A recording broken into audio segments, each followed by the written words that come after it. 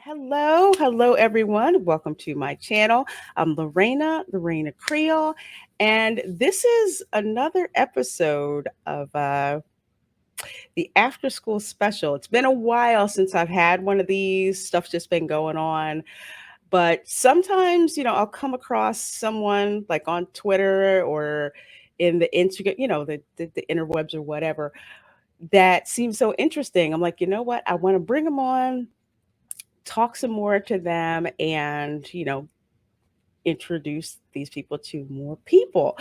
So for my interviewee for today, I actually saw her on Twitter. It's interesting because even though we run in some of the same circles, I had not run into her before. And then I saw a couple of her tweets concerning the recent, I say recent, race swapping of the Little Mermaid, and she had some really interesting tweets, not just on that subject, but on a bunch of other things. So I'm like, okay, I just want to talk to her, find out more about her, find out what she's into, because I just think she's a really cool person. So, folks, I'm going to introduce to you and reintroduce to a couple of others. Jean Gentry, how are you doing, my dear? Hi, I'm all right, and thank you for the intro. It's. I'm trying to figure out how to say it. I guess it's a bit humbling for me because I'm trying to figure out the words for it. It's like I don't necessarily try to promote myself or get myself noticed or out there. I literally just Mm-hmm. shoot from the. I just say what's on my mind about whatever geek topic it is, and yet Mm-hmm. it nets me attention. So thank you very much. I mean, that's kind of how I was, on Twitter. I'm like, all these people want to follow me and see what crazy stuff I have to say today. All right, can't say I didn't warn you, you know. So it's really, I get where you're coming from because Basically. sometimes it's just like you're interested in what I have to say. Okay, all right, okay, we'll just go ahead and go for it. But it's interesting how you start to run into people who are kind of like the same thing. They'll just say pretty much what's on their mind. And then the people who get it, they're the ones that are just like laughing and just like, yeah, I get that. I Yeah. get exactly where you're coming from. And then you attract the other side, which just tries to just shout the living daylights out of you. It's like I grew up playing. I may not look like it now, but I actually did grow up playing a fair amount of sports, and it's like I'm accustomed to trash talk, but the type of stuff you run into online is flat out ridiculous at times. It's like I can do trash talk, but it's like y'all need to chill out over one random New Yorker's opinion. Really? It's like, oh my God, you said that, and it's just, I don't even know how to describe it. It's kind of like, I want to say like a cartoon character, but like a troll, like those old school cartoon characters that get so mad they would get on fire and stomp Yeah. themselves like down to hell or something like that. It's kind of like that with some of these trolls online. I like to call them Oh yes, there is keyboard. certainly a cartoonish element to it in their response. It's like, okay, and I've always said it, I don't mind debate, I don't mind respectful disagreement, but if you're Hmm. disrespectful toward me, my inner New Yorker comes out and I give what for, but it's like, okay, you don't like my take on MCU She-Hulk. Wonderful. You're like Hmm. a part of a thousand other who have told me off. If you don't like it, don't read it. You would think so, but they feed off of it. Like my whole joke, not a joke because I actually think it's true. I stopped calling her She-Hulk and start calling her She-Ho instead. And that's just how my sense of humor works. And then people with the like sense of humor were all laughing. And then you get those few people, you're just slut shaming and da, da, da, da, da, da. I said, well, okay, but she's still a hoe. Change my mind. Is that all you got? Is Exactly. that all you got? I'm Exactly. just like, And I'm at like, least. yeah, and I'm like the whole like her, pulling bodies isn't even the biggest issue because that's true to the comics. I'm like, if she's gonna be a hoe, why be an insecure hoe? That's my Be issue. It's like, be where's an that honest powerful hoe. star persona? That's what I wanted. Be an honest hoe. Like, yeah, I did that. Yeah, maybe that, maybe I shouldn't have did that guy, but yeah, I did. I'm good with it. That's me. Be who you are without apology. And even if you do that, why don't you give us a character Right. who we actually care about from the beginning? Because one of my biggest criticisms is that Exactly. you took a character like She-Hulk from the comics. Now, granted, I was collecting X-Men, GI Joe, and I'm I can't believe I'm blanking on the other comic that I used to, but it was mostly X-Men and GI Joe. So I had a limited amount of money, so I just collected that and a Right. couple of Spider-Man comics if I liked the cover. So I knew who She-Hulk was. I saw her in the comics. She always looked feminine. She always looked cool. She always looks like she was beating somebody's ass, but happy with who she was. And I thought with this show, I would get to see the comic come to life. But when as soon as they started off with, they didn't show her getting the blood transfusion from her cousin, from Bruce Banner. We have sympathy for Bruce Banner.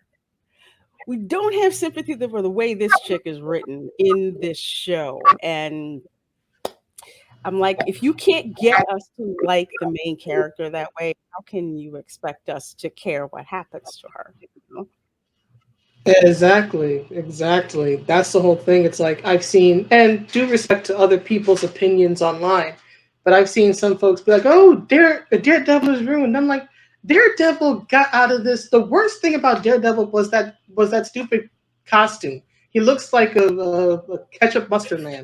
That that is not the that is the least of his worries. If you look at it in story, he got to have casual, carefree sex. Highly doubt that they'll ever do like a pregnancy scare or pregnancy storyline with this version.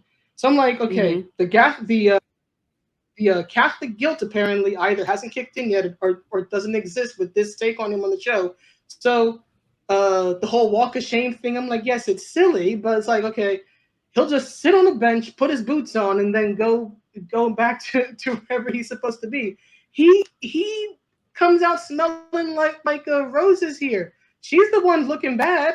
The whole thing is that, as you said, she's been an unsympathetic character to every episode. It's not just this episode that makes her look bad. It's the 7 episodes leading up to it. If you look at it like a comic run, it's like if you like. I remember reading. This is a bit of a tangent. I It remember works. Go reading ahead.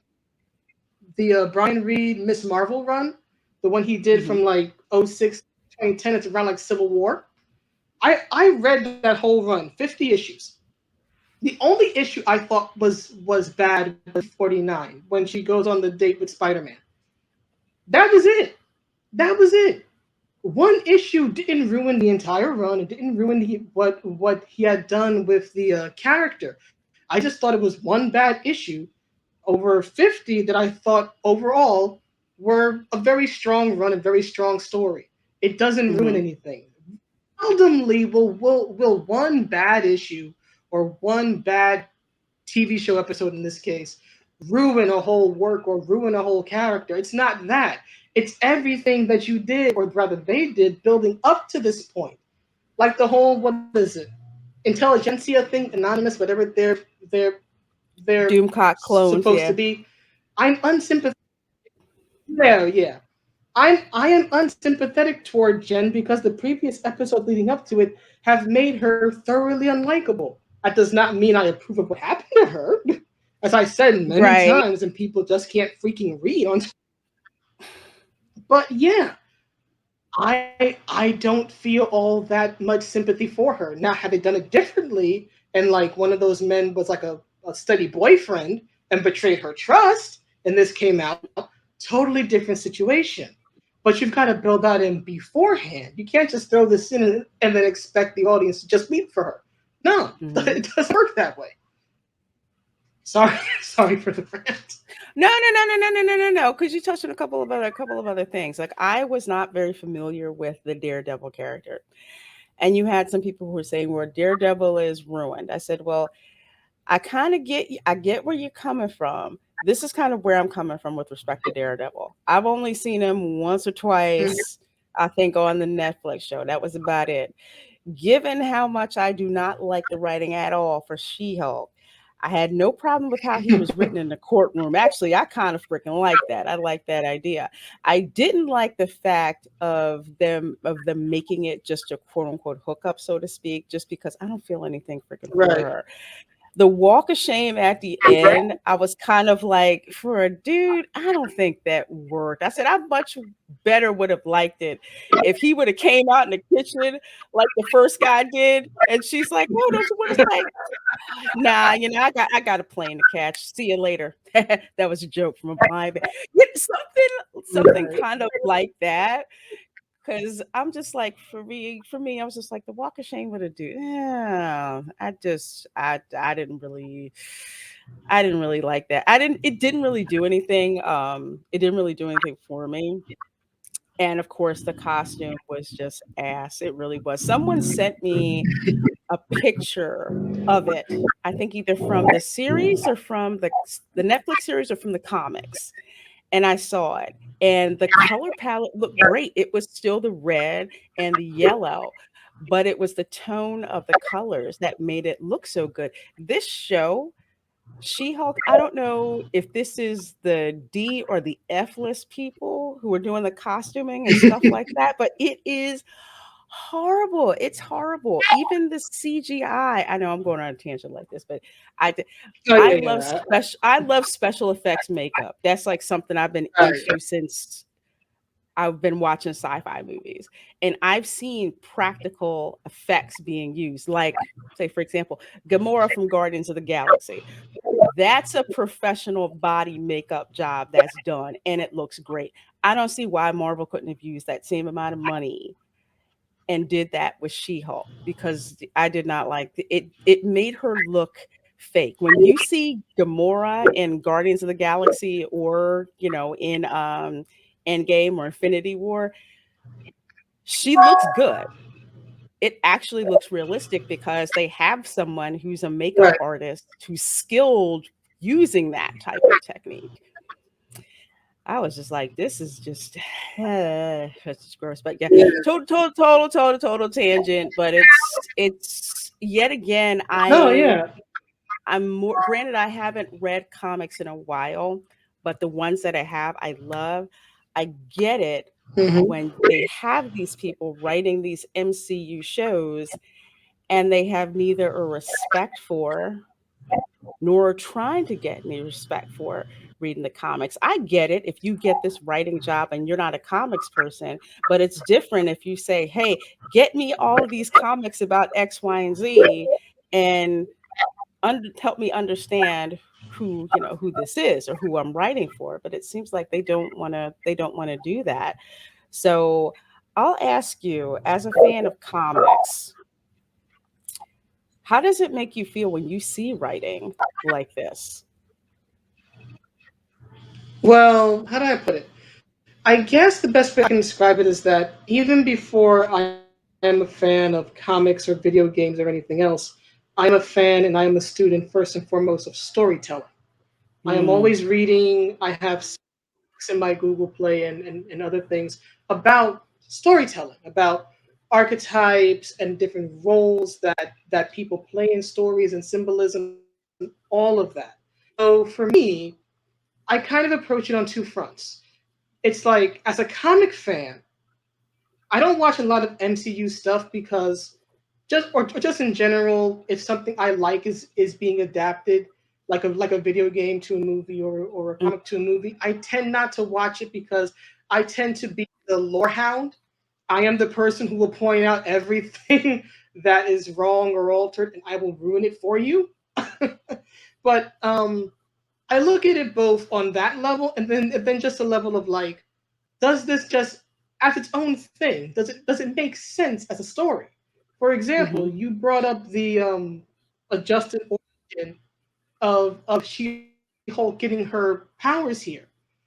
My issue was that even though from what I had heard, from what I had read, apparently Jessica Mhm. Gao had said that they for some reason were not allowed to use the actual origin from the comics that had the mob hit and had the blood transfusion. And I think even on Twitter I made several tweets sort of like trying to like work within her guidelines that she talked about while still Mhm. trying to make a plausible explanation. Like for example, the whole the casual mingling of blood. Aside from how do I put it? Making Bruce seem contagious in a sense, especially we live in this age of social justice and social media. The casual Mhm. touching and mixing of blood could look very bad if you think about certain illnesses that devastated certain communities in the 80s and 90s just because of casual blood contact. But Mhm.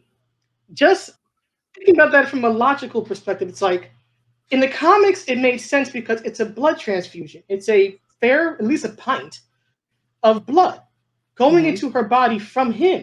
Hey, you can kind of understand how she gets powers from that. Like a Right. casual cut, like this smear, and all of a sudden she has powers nearly equal to his. It's like at best, if you're gonna do that, it should have caused like a mild transformation, like what is it? And that the wedding episode that they did, where she's kind of like in between modes. It's like partially human, partially She-Hulk. She's kind of Can't quite oh, get it. if you think I can kind of understand that. Like she has like Mhm. abilities, but not a Hulk, right? Right. So that's the just like looking at it, it's like even when working within your own stated standards, when it makes no sense, it makes no sense. You're just breaking the laws of just storytelling. It's like even if you're gonna change it, don't insult my intelligence. And you're dead on with that. Like I get the fact that all right, since Disney bought Marvel, that there's certain things that they can't use. It's like I get that. But at least give me a story that I can actually believe, where it's like, okay, maybe it's a little bit out there, but okay, I'll allow it. Long as you get to that point, it's fine.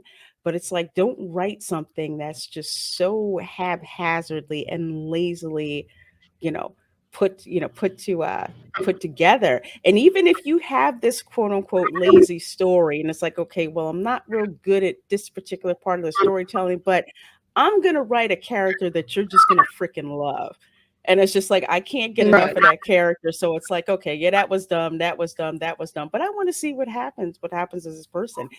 And those, yeah, and I agree, those parts are not there. And they've gone away from your basic storytelling, what your conflict is, what your rising action is, what those payoffs are. So we wind up getting something where it's even just your casual viewers just like, no, I'm not interested in that. And rather than owning up to that, you have they're out there saying blaming the fans. You don't want to watch this because you're misogynist. You don't want to watch this, because you're a man baby. You're a woman and you criticize it. They'll try to say you have internalized misogyny. I'm like, one, that's a made up freaking word of words, too, actually. Makes no freaking sense. It makes absolutely no sense. There's no excuse. The thing is, you made a crap product. You're not going to Exactly. blaming the fans is not going to save you from the fact that this thing should have not gone out there in the first place the way in the in the shape that it's in. But I know you talked about and I'm going to back up like a little bit. So Sure.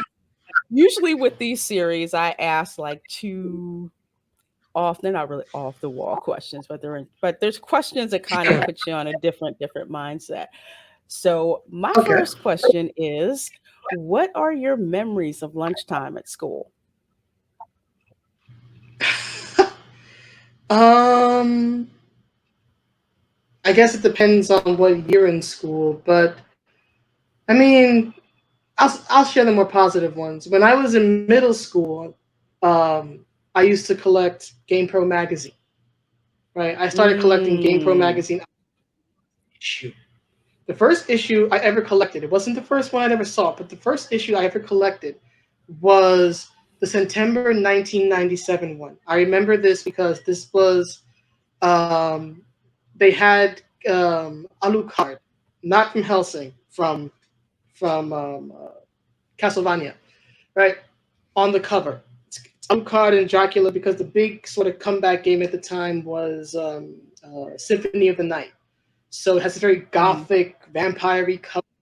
And so what I would do was, as I collected them month after month over the years, I would take them, Mhm. I would carry them in my bag, and when lunchtime came, I would take one out and read it. And for like that little bit of time, like I was the most popular kid at the table. I always had these boys, coming like, "Can I read it? Can I borrow it? Do you know this? Do you know that? Do you know the Lara Croft nude code?" To which I would roll my eyes. So that's probably the happiest memory I have of lunchtime is being like their sole resident tomboy with the cool magazine. Mhm. That's cool. I love asking people that question because when I was in school and I tell people, yeah, not that you can tell by, by looking at me, I didn't really like dealing with a whole lot of people except for the ones that I wanted to deal with. And I was kind Right, of in the middle because I had like my nerd friends that I wanted to catch up with. And then I had, the flipping mean girls that I had to tolerate, and do the right. social thing, whatever, because it wasn't really too cool for you to basically be a cheerleader and have nerd interest. That just didn't really even flip and fly. But Oh, I kind of like at lunch, I could just kind of, if I didn't want to deal with people, I could just have my book, chill, or see one of my nerd friends that I knew and say, "Hey, have you heard about X, Y, and Z or whatever?" "Oh yeah, let me tell you about, whatever and what we saw." And it was just always just like a nice fun time to connect with stuff that you liked instead of school stuff you just had to tolerate.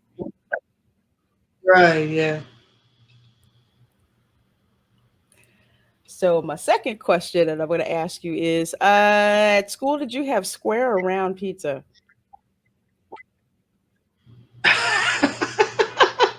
I'm trying to remember.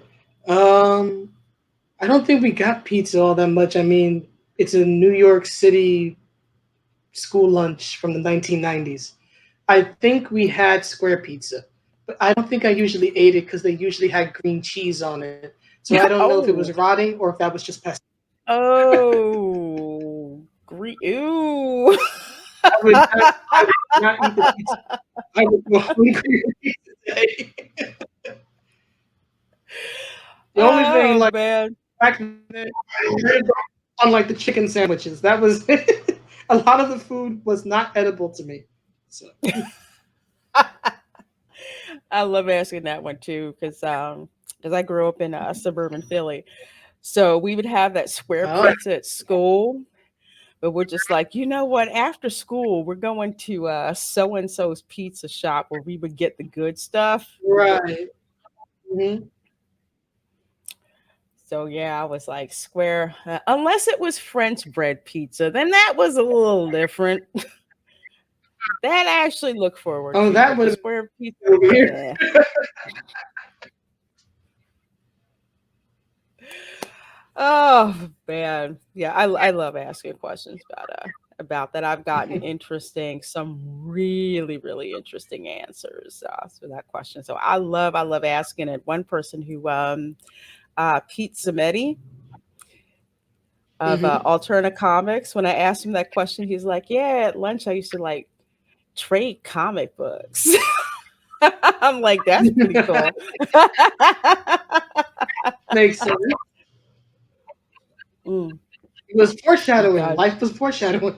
Exactly, exactly. I thought that was pretty cool stuff. So, other question that I want to ask you: how did you get into doing YouTube videos and starting your own channel? Oh, good. Um, I think I started it in like December 2018. I really don't know what it was. I think it was just that I just had a bunch of things on my mind and I just wanted to just sort of just put it out there. Like I said, I never had a desire to like be a brand or be a YouTuber or anything like that.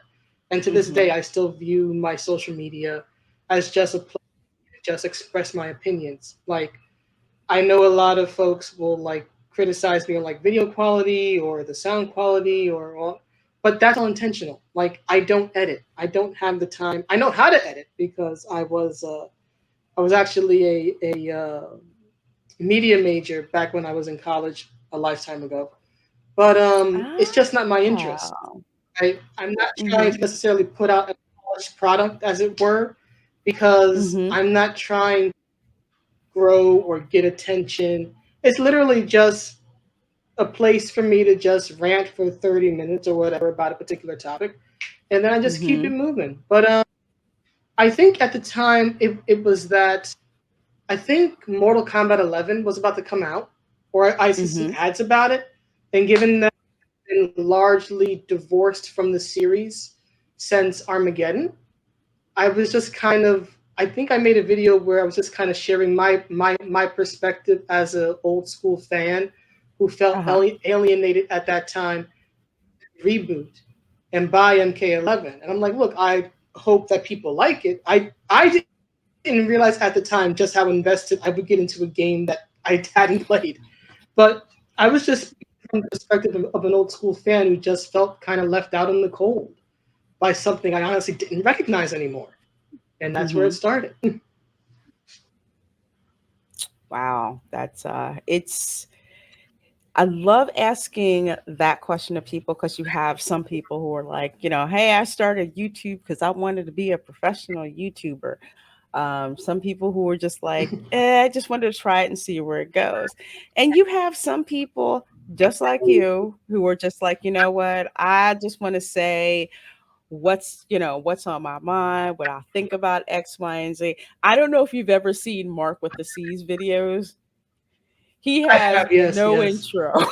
And he just says whatever Yeah, the heck is on his mind. He's just like, yeah, no intro. I just go, right into it. And that's one of the things that I like about YouTube is just seeing like the spectrum of people who do it. The ones who are like, yeah, I've got the flashiest camera and cool backgrounds and all these graphics and all this stuff. And you have some of the people who are like, right, nope, I just press play and I just, and I just go. I just go and I right, just do it. right. Actually, thinking about it, I do want to sort of, I don't know if it's a shout out, but I do think that it would be appropriate to acknowledge, um, what's his face? Comics Matter, I guess you would call him now. Back then, he was diversity in comics, Richard Meyer. Part of the Mhm. reason I got the idea was because, and again, I wasn't necessarily trying to get involved in the comic culture war and comicscape, anti-comicscape at the time, but Mhm. it was through watching his videos and his decidedly at the time lo-fi style. He was literally sitting in a car, not even showing his face for a while at least, just giving Mhm. his opinion, but you know his thoughts on Tom King's Mr. Miracle or whatever it was.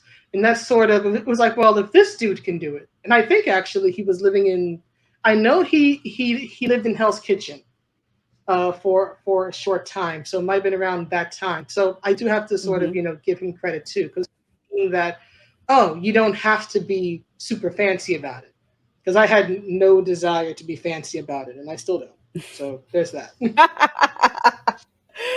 No, that's cool. It's like it's however you want to do YouTube. I feel is the way that you should want to do it. If someone had asked me, they were just like, "Oh, it seems like you always want to do YouTube." I'm like, "No, I got peer pressured into doing YouTube.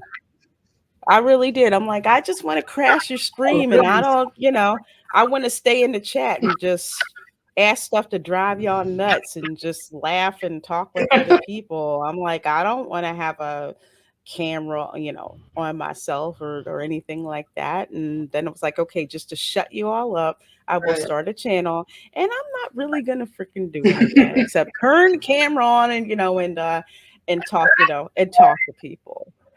And once I started doing that, and then people are like, "Oh, what's that in your background? What's that in your back?" And just started talking about stuff, and just Right. realized how much, I had in common with other people. One stream, I just pulled out comics that I hadn't seen in like, too embarrassed to say how long it was, but I was just pulling out comics and I'm like, what's this one about?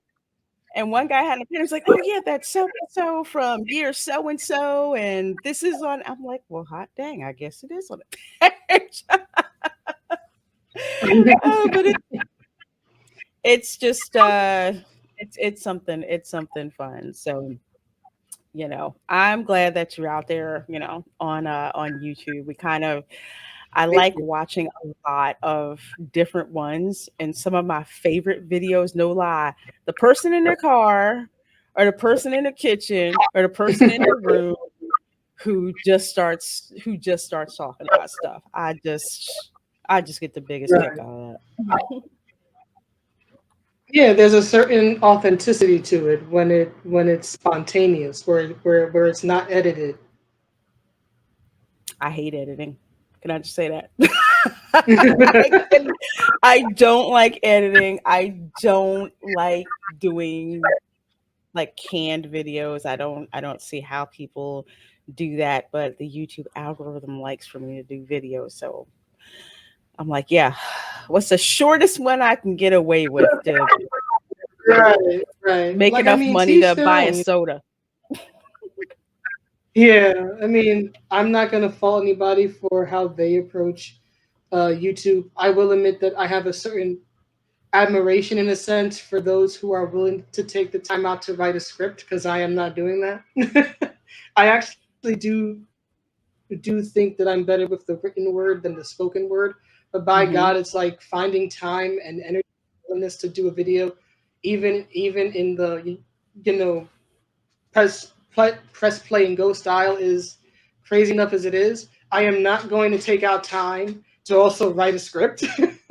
Like research, sure. Obviously, certain things you have to look into just to make sure you have all your Hmm. P's and Q's right. I'm not going to do a research, plan out time in my day to make a video, and then on top of that, before I even record, write a 10-page script of what I want to say. For me, it doesn't work. For those who do that, I have all the admiration in the world. I would probably come across in a much more succinct manner if I did that, but I just don't Hmm. have the time or inclination to.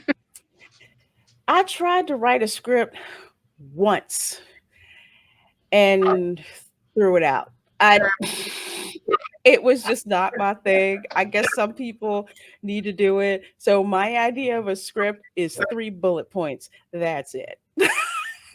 That is as good as I can do it. But like you, I Right. give props to people who can write these long, detailed scripts. Me, I'm just like, I forget it. I'm just gonna have to hire somebody eventually to do that. Should I decide to go that way? Because it's like with Right. thumbnails. I suck at that, so I have someone do it for me. Oh, fair enough. Outsource. Outsource. I don't. Thanks, CJ. He does my he does my thumbnails for me.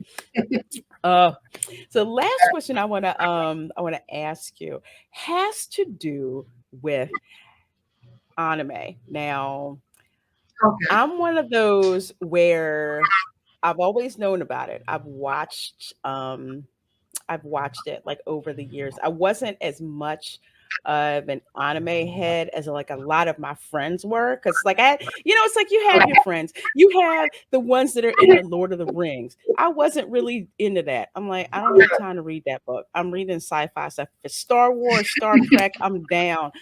Lord of the Rings, Right. Hobbit. But you tell me how you liked it, and that's it. Same thing with anime. I'm just like, okay, you saw that, you were okay, okay, whatever. For me, Oh it was goodness. like, old school Right. stuff, and then later on I would start literally like on rotation. It was Cowboy Bebop, Afro Samurai, and Samurai Champloo. I always had one of those three, Uh, probably because of the music. I think that's what it was. The music was good. I liked the stories. They were kind of like bottle stories for every episode. So I'd have that right. on while I was doing, doing something else. I'd watch like some of the old school stuff. I'd watch like Voltron. I'd watch Robotech. I'd watch Mobile Suit Gundam. If I really wanted to go back, I'd watch Speed Racer. That's always a good time to Right. watch that. But I hadn't gotten into back into it again until I saw Demon Slayer, the movie, and I had to go back. Oh, Someone okay. told me, "You need to watch the episodes first." I'm like, "Are you serious?" I said, "Yeah, or you're not gonna know what the heck's going on, like in the movie." Because to tie this into Mortal Kombat, I know this is a long tangent. I like the first Ooh. Mortal Kombat movie. Second Mortal Kombat movie, nah, nah, nah, nah. Mortal Kombat Annihilation, we do not talk about that one. We do not No, it speak of didn't this happen. It one. never happened. No, I deny it to this day. no, I refuse to acknowledge its existence. That thing needs to be Thanos snapped out of existence Exactly. completely. But I saw the reboot, which I had a ton of issues with. And I You remember mean the going to one that, yeah, yeah, the one the from one last year? Oh, dear God. the one from See, now, that's the first where the I am Chad the Lorehound. I first will ruin the it because I will point out everything wrong. the Why isn't first Johnny in 10 that? minutes, I know the first 10 minutes, I freaking loved it. I loved it. I loved that. I thought that was cool. The rest of it, I'm like, where's Johnny Cage? Why is Oh, Sonya the way she is? I mean, yeah, I'm glad Kano is still funny, but I'm like, I don't know what the freak it is that I'm looking at. But before I went to watch that movie, I'd walked sure. into the wrong theater by accident, and that's when they were showing Demon Slayer. And I looked at the Oh, animation and I was just like, is this like a film or is this animation? I couldn't tell because of all the snow when he's right. walking with his sister um on his back. And I'm just like, this is freaking gorgeous. Okay, binged all of the episodes of Demon Slayer and then went to go see Mugen Train. And I was just I walked out of that messed up because I couldn't I after what happened to Rengoku, I was messed up walking out of that when Oh man. I was just drained, but I loved watching that, and that got me back into watching anime on a regular basis. So that's a long way to ask this Right. question. What anime are you into? Oh goodness. I have a lot of varying interests, but I guess the best way to say it is that I think similar to you, especially given that my childhood happened between 1990 and 1999. I was 5 in 1990, and then by 1999 I was 14. So I grew up sort of with anime always there. It wasn't necessarily as common as it is now, but it Mhm. wasn't this random thing that some folks online like to think it was. Right? Mhm. It was there. I mean, grew up even if you didn't like it, you grew up hearing or watching things like Pokemon. Mhm. Later on, it was Shaman King. That was more stuff that my brother liked. He tends to like more of the lighthearted, fun stuff. I was always more dark, brooding, violent, action oriented. All the But blood I mean, I spatter and remember everything. being that depends. Believe it or not, I don't like blood as much as it may seem. The things that Hmm. are uber bloody, like Mortal Kombat or Hellsing, are more the exception to the rule. But Mhm. uh, but I grew up like I remember being a little kid like getting ready for like elementary school and I would turn on the TV as I was getting dressed, and it'd be like Dragon Ball is on, or Sailor Moon, the '90s anime dubbed version of Sailor Moon. On I top remember of that, that. and then you had exactly. And then you had like the '95 Ghost in the Shell film, so I saw some of those. That Appleseed, so it was just sort Mhm. of just in my life at that time. But I think I really got into it like as a fan probably in my college years. So that'd be like the mid 2000s because you had Adult Swim. It was much more stuff around. I think it was through Mhm. that I discovered stuff like Show, which is a classic, a favorite of mine. Uh-huh. There was the third. There was Inuyasha. That was always my Mhm. brother's thing. A lot of different stuff. Trinity Blood, Trigun. Full Metal Alchemist is like what cemented me. I think it's like an anime and manga fan. Like that is still to this date like my favorite manga ever.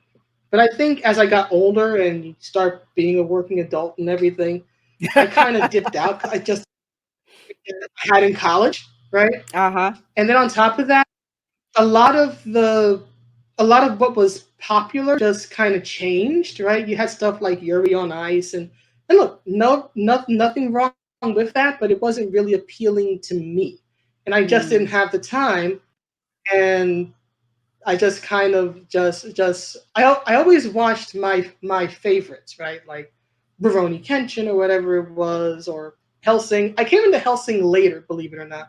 When it first came on, I hated it because it was just so violent, and I just couldn't take it. It took me growing older to learn to enjoy it. But I would say recently, what sort of brought me back into it, aside from just growing older, was actually Spy Family because it's just that mix of like this light-hearted family Mm. comedy, but then you have that Uh-huh. action going on with it. It was that, and a little prior to that, it was Rising of the Shield Hero, more the light novel more than anything else. I've seen some of the Uh-huh. anime; it's okay. I prefer the light novel. So that's kind of a 20, 30 years journey summarized. Mhm. That second season of Rising of the Shield Hero. Eh. Yeah, I heard it was kind of mid. I heard it was It kind of was mid. it I still it haven't was seen. so disappointing after the first season was so good. Because a friend of mine had turned me on to it. I was like, "Oh yeah, I'm watching the whole thing. This is great." And then I saw the second one. I'm like, "What happened?" I it was disappointing, one because of the writing, and then even more disappointing when the English voice actor passed away from cancer. Yeah, I was I just heard. Yeah, I heard. oh man, because not only did he do um, the protagonist voice, he also did the voice of Josué Higashikata from JoJo's Bizarre Adventure Diamond is Unbreakable. I'm like, Oh dang yeah, yeah, one, I heard about really? that. I was so upset. I was now Fumi. Oh my Oh, gosh, yes, that was that was just something else. But yeah, kind of like what really. I mean, it started off with Demon Slayer kind of pulling me back in because again, it was like hmm. busy with work and all that other stuff. And I've noticed myself like not really paying as much attention to what Hollywood was putting out, especially with superhero movies. I'm like, I'm kind of bored. I need something else to watch. But Right. Demon Slayer kind of like lit the fuse. But the one that like really made me fall down the rabbit hole had to be My Hero Academia because of the Oh. way that they treated the whole superhero thing. It wasn't a joke. It was like a hero's journey to get to the granted it is like, like a shonen, but just the way that they treated the characters, I'm like, "This is wonderful." I just sat and just watched it because I love superheroes, I just do, Right. and that whole anime treated the superheroes they weren't perfect, they all had their struggles, 'cause have you seen My Hero Academia? I haven't really seen it. I remember trying to read the beginning chapters a few years ago. My Hero Academia is one of those things where it's like It's like that in JoJo. It's like it has all the elements I should like, but I just can't get into it. I can't explain it. I cannot explain it. It just does not hold my interest. I don't think it's a bad work. I've read reviews and all that stuff, so from best I can tell, it's a good work. It's just not Hmm. something that interests me. And like you were saying, the whole hero's journey thing and it's superheroes, so it should. But for some reason, it doesn't. I can't explain it. I had tried to say that to someone who they're like, "Oh, you should watch Bastard. You'll really like it." I'm like, I gave it 2 episodes and I just said no. It wasn't really for me. It's like I watched One Punch Man. I like that, but someone recommended that I watch Baki, and I was just like, nah.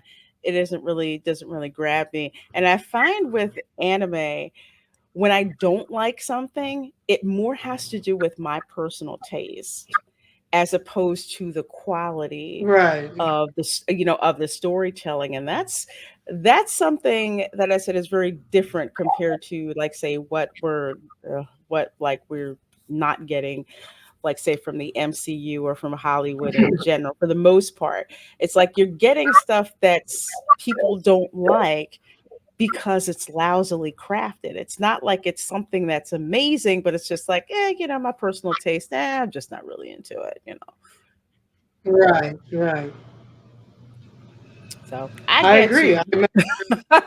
Yeah, I remember when I was in college or around that time, and Adult Swim played Cowboy Bebop, and I thought, okay, Hmm. noir guns. It has this very Western, type of flair. Hmm. And I watched it, and it was okay. And I think that's the only time in all these years I ever sat and watched the whole thing. It just for me, it just didn't hold my interest in that way where I wanted to repeat it. I think it's a beautiful work. Like looking at it objectively, especially the English dub when dubbing wasn't all that great at the time. I think it's Hmm. masterful. It's just not for me. Although I will say that I do find that it's a bit depressing even for my taste. But again, that's not a fault of the story. It's just a matter of personal preference. That's what I've heard, like, from someone I know who was actually watching it. Actually, I did like a review of Cowboy Bebop, and Mary Mayhem. She was just like, "This is just really seriously flipping depressing." I'm like, "Yeah, I get it," but she's like, "It's not to say that it's not good. It is, but it's just like I don't prefer for something to be that, like that depressing, in a way." I'm It's like, "Yeah." gloomy. I said, It's just a very gloomy series. And yeah. And it fits the "Yeah." tone of the show. It's not a criticism, it's just that I like stuff that I guess I'll use Fullmetal Alchemist for an example, right? Now and Roy and Hawkeye and everybody go through hell and back, right? Mm-hmm. They lose people, they get hurt, but they win in the end, right? Ed and Al get their bodies back. Ed gets to settle down with Winry.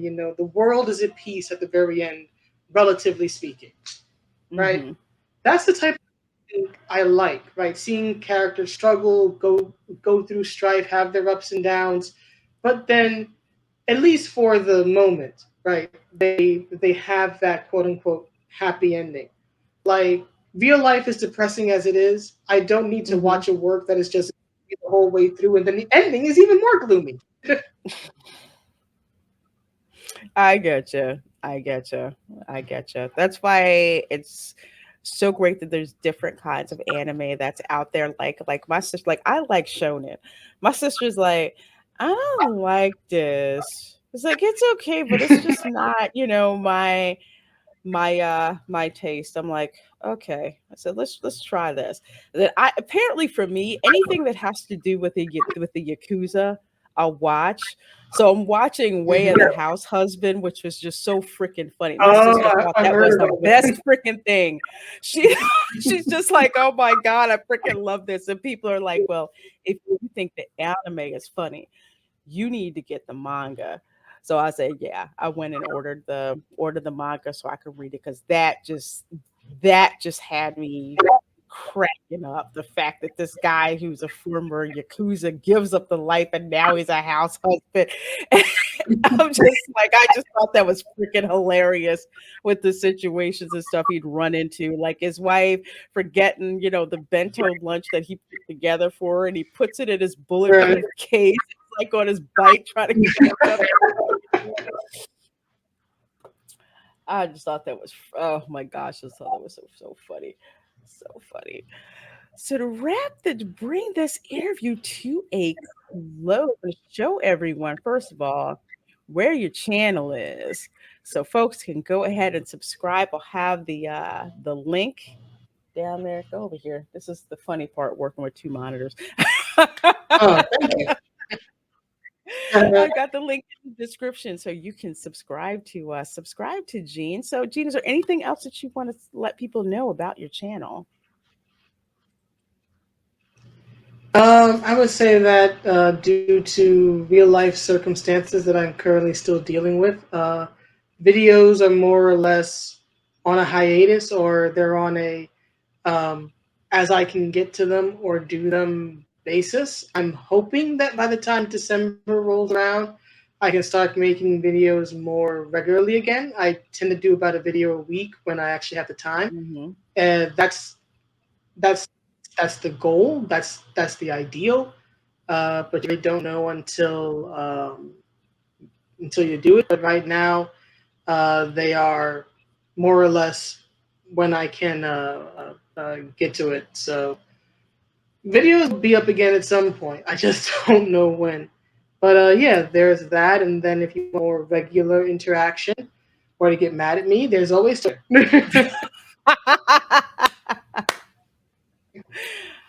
I love that's your cat up there. Yeah, that's him. Oh, The bird they is not always. mine. Bird Oh no. But yes, that's the cat. Okay. They always look so innocent when they're sleeping, when you know they're just plotting against you when they're Oh yeah. sleeping. Like, Oh yes. it's mine. So what's your cat's name? Oh, his name is RJ. Okay. Okay. Just R does RJ stand for something or it's just RJ?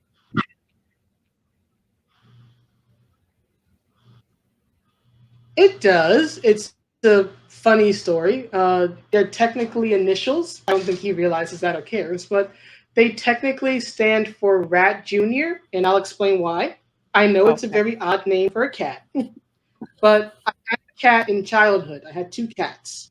My uncle gave my mother two cats he couldn't keep, Rat and Mhm. Smokey. Rat was like my cat, and he was big and he was fluffy and fat. And when he passed away eventually, I always told myself, and I must have been around like 10 years old at the time when he passed, but I always told myself that if I ever got a cat again after him, that no matter what it looked like, no matter the gender, it was going to be named Rat Junior in his honor. I had to find RJ in the February of 2014, I think it was, and I rescued him. And so I Oh. kept the promise and I named him RJ. But that he looks very similar to the original rat. So the name kind of fits, although unintentionally. But he is the first and last RJ. Once every other cat after him will have a different name. Mhm. Oh, well, that's such a cool story. I love it when Yeah. people adopt rescue cats. All of my cats have been rescued. My current cat, Oh, his name is Professor X. So that's his name. He was a rescue. I got him when one of my other cats passed away very, very prematurely. He was only 7 years old, and his name was Logan. So he was Logan, yes, for Wolverine. Logan. He was like a oh, gorgeous Russian blue cat who would talk to me all the time. It's kind of like, would you just shut up? He's just like all he would do was talk. He had a sister, she was all black. Her name was Kayla, like Kayla Silver Fox. So when she passed away, I guess Okay. it'll be 2 years ago next May. Because she would be on streams with me. She would, jump up on the screen or Oh, just try to get up my lap and everything. So when her brother passed away, that's when we got Professor X as a kitten. So now Professor X is kind of like by himself, and oh. he's a rescue. So have not gotten another rescue cat because he's a little territorial. He doesn't like share nothing. Nothing. He's tried to assassinate my laptop many times. Many, many, many times. He's just so jealous. But I love it when people rescue cats. All Oh of mine yeah. have been rescues, and I love them. I absolutely love them to death. Okay, folks. So that Right. is going Yeah. to end our interview with Jean. First of all, thank you so much for joining me. It was such a pleasure to get to, know a little bit more about you. So now I hear the voice behind the tweets that just had me in stitches when I read them. Absolutely love it. So, folks, please do give Jean a follow on Twitter. Subscribe to her over on YouTube as well. The links are in the description. And with that said, folks, we will see you next time. Bye. Hi everyone.